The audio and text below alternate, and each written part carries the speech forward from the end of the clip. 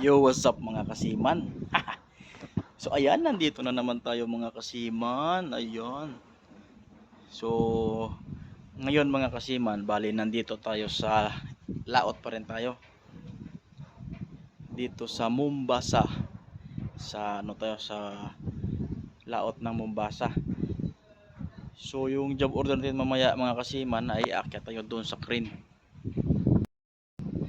Aakyatin natin 'yan para magpintura. Ayun oh. Pinturahan natin yung railings kasi na welding na yan nakaraang araw pa. Bali na primeran na natin yan, so i-full coat na natin yan mamaya mga kasiman. So ayan, so yung kailangan natin dyan ay konting ingat at syempre harness na rin mga kasiman. So ayan, sige, bye bye. Ito yung ating barko, ayan, container ship. So ito yung ating mga katawag dito, ito yung twist lock bin. Ayan, yung mga bins natin. Ayan, twist lock or mga ating gearbox bin. Ayan, yung ating gearbox bin. So, ayan mga kasiman. Bali nandito na tayo sa loob ng crane. Bali pupuntahan natin yung rooftop ng crane. Ayan. So, yung manhole nyo. Ayan.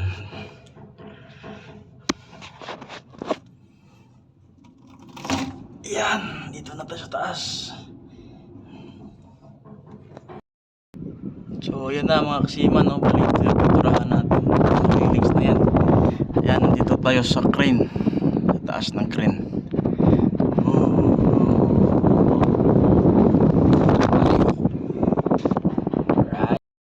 Right, so ayan na mga kasiman. Nandito na tayo, no? Oo, di ba? Ayan yung proa ng barko natin. Ang ganda. Dito tayo sa crane number 1.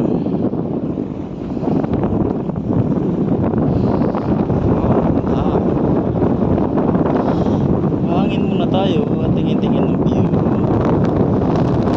So ayan yung bridge natin, oh, bridge. Ayan, ayan yung barko. Ganda ng barko, no?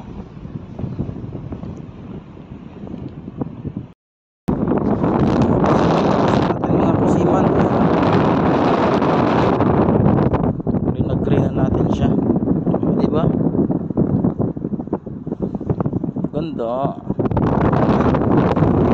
Sige, tayo. Ayan yung ating barko.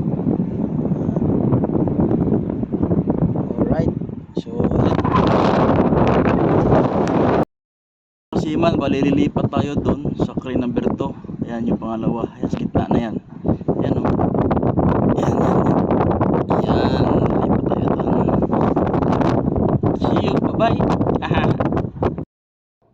So ayun mga kasiman, bali natapos na natin pinturahan tong crane number 1, yung tinuro natin sa inyo kanina. So ayan, bali yung importante sa lahat mga kasiman, wag natin kalimutan yung manhole na isara. Ayan, ito yung, ayan mga kasiman, ayan yung takip. So wag natin yan kalimutan kasi kapag umulan sigurado baha yung ating crane. So yun mga kasiman, hanggang dito na lang yung ating vlog at please subscribe sa Siman Wa Kwarta. Bye-bye!